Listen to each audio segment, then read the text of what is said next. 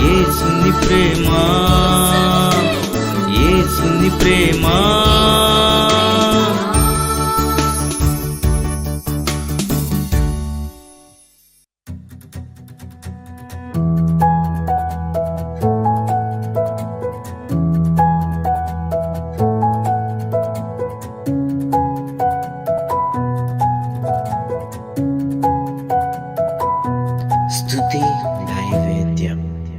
లూకాసు వార్తలో 2వ అధ్యాయంలో నుంచి 7వ వచనం వరకు నేను మొదటి నుండి చదువుతున్నాను.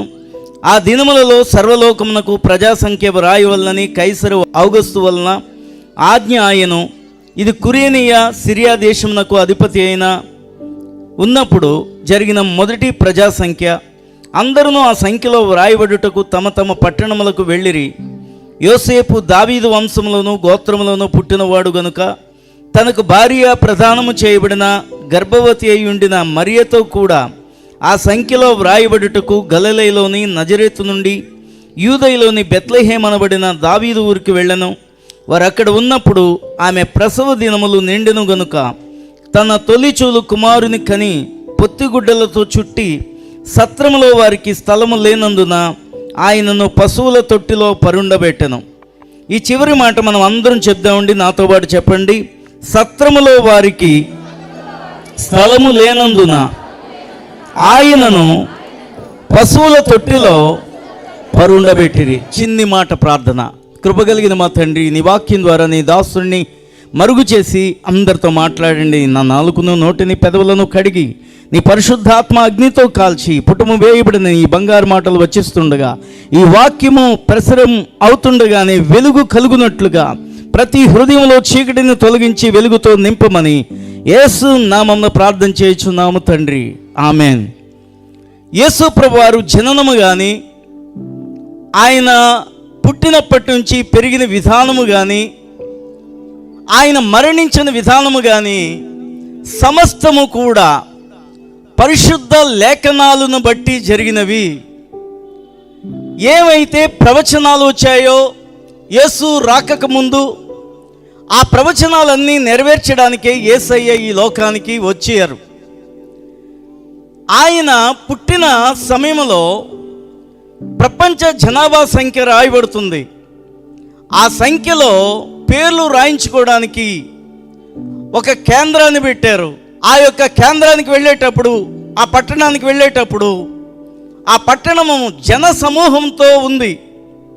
ఎక్కడ స్థలాలు లేవు.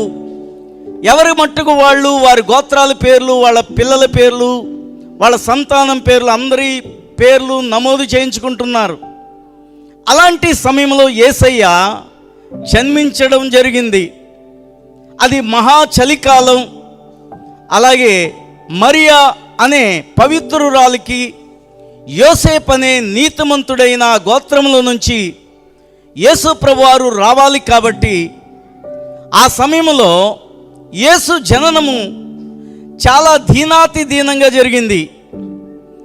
ఆయన జన్మించడానికి సత్రములో చోటు లేదు. ఆయన జన్మించడానికి ఆ మరియకు ఆ ప్రసవం జరగడానికి ఏ మాత్రం కూడా స్థలము లేదట. అలాంటి సమయంలో యేసు ప్రభువారు పుట్టారు. మొత్తానికి ఆయన జననం ఎక్కడ జరిగిందంటే పశుల శాలలో జరిగింది. కాబట్టి ఆయన ఒక పశుల తొట్టిలో ఆ మరియమ్మ ఆ బిడ్డను పొత్తిగుడ్డలతో చుట్టి పెట్టింది. ఈ రోజున ఎంత పేదవాళ్ళైనా సరే, గవర్నమెంట్ హాస్పిటల్లోనైనా సరే చక్కని సౌకర్యాలతో ప్రసవాలు జరుగుతుంటాయి, కానుపు జరుగుతుంది. అయితే మరియమ్మ ఎంత దీనాతి దీనంగా ఆ దినాలలో ఉంది అంటే చాలా దీనాతి దీనమైన పరిస్థితి. పశుల శాలంటే మనందరికీ తెలుసు. ఒక్క రోజు కూడా, ఒక్క రాత్రి కూడా అక్కడ మనం ఉండలేము. పశుల శాలలో దుర్గంధం ఎంతో భయంకరంగా ఉంటుంది. మంచి స్థలాల్లోనే దోమలు ఉన్నప్పుడు పశుల శాలలో ఇంకెన్ని దోమలు ఉంటాయో, రకరకాలైన పురుగులు, దోమలు, రాత్రి వేళ చలి, చాలా భయంకరమైన స్థితిలో యేసు ప్రభువారిని మరియమ్మ కన్నది. యేసు ప్రభువారు పుట్టడానికి చాలా అంతకంటే దీనమైన పరిస్థితి ఇంకొకటి ఉండదేమో. అలాంటి దీనమైన స్థలాన్ని దేవుడు చెప్పాలంటే ఆయన ఎన్నుకున్నాడు. దీంట్లో ఒక మర్మం ఉంది. యేసు ప్రభువారు పుట్టినందుకు పశుల శాలకు ఏమొచ్చిందో తెలుసా అండి? వైభవం వచ్చింది. ఎలాగంటారేమో, నిన్న మొన్నటి దాకా కొన్ని సంవత్సరాల క్రితం వరకు కూడా క్రిస్మస్ సెలబ్రేషన్స్కి ముందుగానే క్రిస్మస్ గ్రీటింగ్స్ అమ్మేవారు ఎక్కడ పడితే అక్కడ. క్రిస్మస్ గ్రీటింగ్స్లో మనకు కనబడేది ఏంటంటే పశుల శాల, పశువులు, మరియమ్మ, యోసేపు, ఇంకా అక్కడ జ్ఞానులు. అప్పుడు జ్ఞానులు అక్కడ ఉండకపోవచ్చు అసలు, కానీ జ్ఞానులు ఇవన్నీ ఫొటోస్ తీసి క్యాలెండర్స్ లేకపోతే మొత్తం గ్రీటింగ్స్ ఇవన్నీ అమ్మేవారు. నిజంగా రక్షకుడైన దేవుడు, పవిత్రుడైన దేవుడు, పరిశుద్ధుడైన దేవుడు భూమి మీద పుట్టినందుకు, పశుల శాలలో పుట్టినందుకు పశుల శాలకి ఏమొచ్చిందో తెలుసా అండి? ధన్యత వచ్చింది. దేవునికి స్తోత్రం చెల్లిందాం. పశుల శాలనే దేవుడు ఎందుకు ఎన్నుకున్నాడో ఒక చిన్ని మాట చెప్తాను. మానవ హృదయమట భయంకరమైన వ్యాధి కలిగినది అని ఇర్మియా గ్రంథంలో మనం చదువుతాం. అన్నిటికంటే భయంకరమైనది వ్యాధి ఎక్కడ మొదలవుతుందంటే మానవ హృదయంలోనే మొదలవుతుంది. మానవ హృదయము పాతాళమంత లోతైనది. మానవ హృదయంలో ఎంతైనా దాచుకోవచ్చు.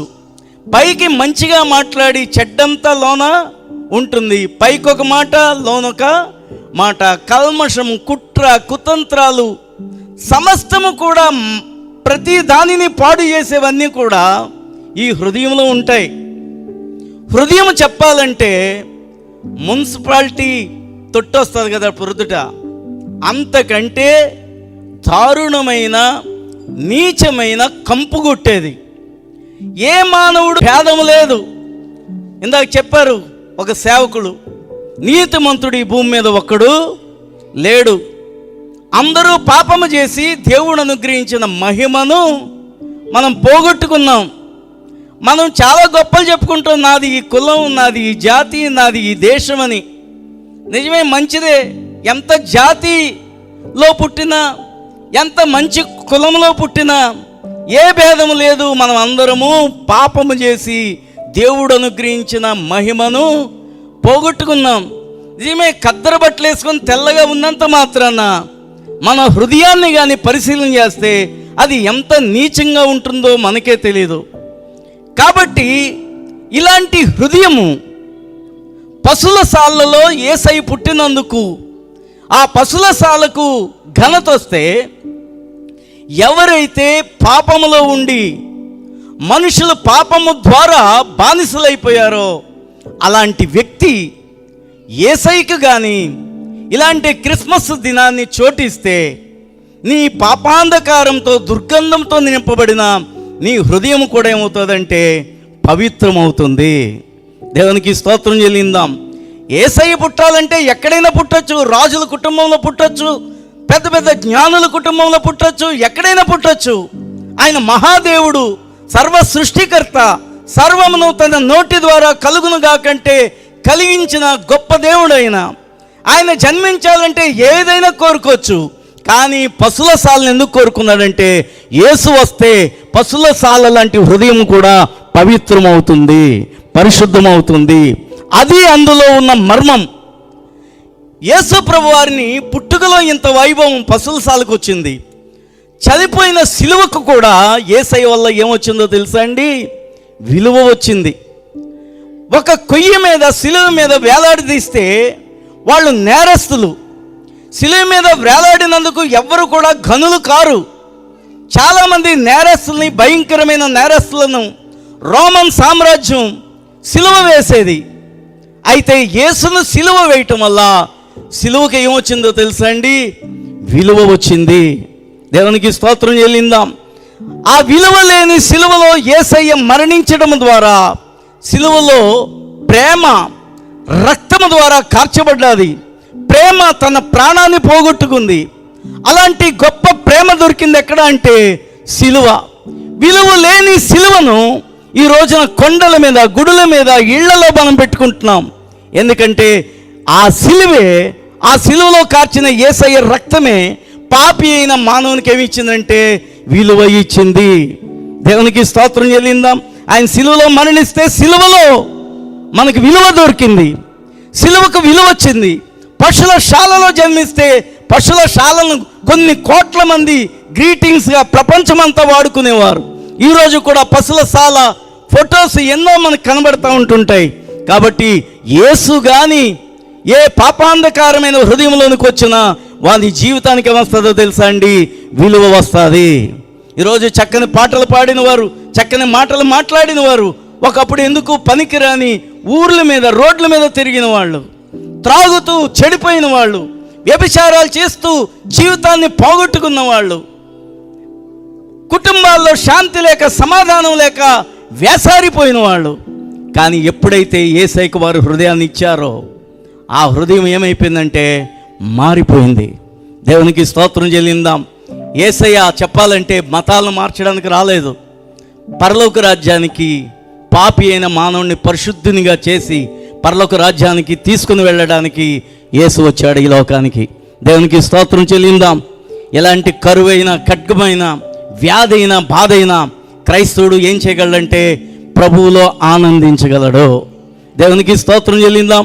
ఈరోజు కోట్లు మేడలు, మిద్దెలు 100 ఎకరాల భూములు ఉన్న వాళ్ళకి కూడా లేని శాంతికర్త అయిన దేవుడు, సమాధానాన్ని ఇచ్చే దేవుడు, ప్రేమను కలిగించే దేవుడు, పాపపు జీవితాలను బాగు చేసే దేవుడు ఎవరైనా ఉన్నారు అంటే ఆయన యేసు ఒక్కడు మాత్రమే. చప్పట్లు కొట్టి దేవుణ్ణి స్తుతిద్దాం. యేసు వల్లే మాకింత ఆనందం, యేసు పుట్టడాన్ని బట్టే మా జీవితంలో వెలుగు. కాబట్టే ఈ రోజున ఈ క్రిస్మస్ ఆనందాన్ని ఇంకా తెలియని ప్రజలకు పంచుతున్నాం. ప్రియమైన వారులారా, ఈరోజే మీ హృదయాలు ప్రభువుకి ఇవ్వండి. యేసయ్య మీ జీవితంలో క్రొత్త వెలుగులు ఇస్తాడు. తాగుతున్నారు, శాంతి ఉందా? చెప్పండి. పేకాట్లాడుతున్నారు, శాంతి ఉందా? ఆస్తులు పోగొట్టుకుని, కుటుంబాలను నాశనం చేసుకుని, జీవితాలను పాడు చేసుకుని, చెడ్డ పేరు తెచ్చుకొని చెడ్డగా చనిపోతే నరకానికి వెళ్ళిపోతాం. కాబట్టి పాపులైన మానవులను రక్షించడానికి పరిశుద్ధుడైన పరమాత్ముడు ఈ భూమి మీద పుట్టి రక్తము చిందించి మానవునికి విలువనిచ్చాడు. దేవునికి స్తోత్రం చెల్లిందాం. ఈ మాటలు మీకు కూడా అర్థమైతే మీ హృదయాలు తెరవండి. దేవుడు మిమ్మల్ని ఇప్పుడే దర్శించునుగాక.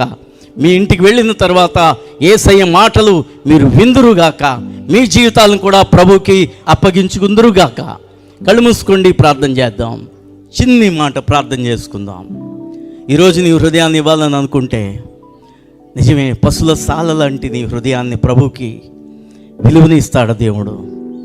నిన్ను ఘనతగా, పేరు తెచ్చే వ్యక్తిగా మారుస్తాడు. నువ్వు చెడ్డవాడు, ఈ చెడ్డవాడు అది ప్రపంచం చెప్పుకుంటుందేమో, మీ ఊరు చెప్పుకుంటుందేమో, మీ వీధి చెప్పుకుంటుందేమో. ఈ రోజున నీ జీవితాన్ని కానీ ప్రభుకి ఇస్తే నువ్వు త్రాగుబోతుగా ఉండలేవు, వ్యభిచారంగా ఉండలేవు, పాపాలు చేసేవాడుగా ఉండలేవు, మోసాలు చేసేవాడుగా ఉండలేవు, పరిశుద్ధుడిగా మార్చబడతావు. హల్లెలూయా. అందరూ ప్రార్థన చేయండి. క్రిస్మస్ వలన యూట్యూబ్ ద్వారా అనేక రీతులుగా ఈ కార్యక్రమం ప్రపంచమంతా వెళుతుండగా అనేక మంది హృదయాలు ప్రభుకి అప్పగించబడుదురుగాక. ఈరోజు పుట్టినరోజు జరుపుకుంటున్న అభిషేక్ను దేవుడు బహుగా దీవించునుగాక, మంచి ఆరోగ్యం ఇచ్చునుగాక, ఇంకా చిన్ననాటి నుండి దేవునిలో బలంగా వాడబడునుగాక. God bless you Abhishek. Happy birthday to you.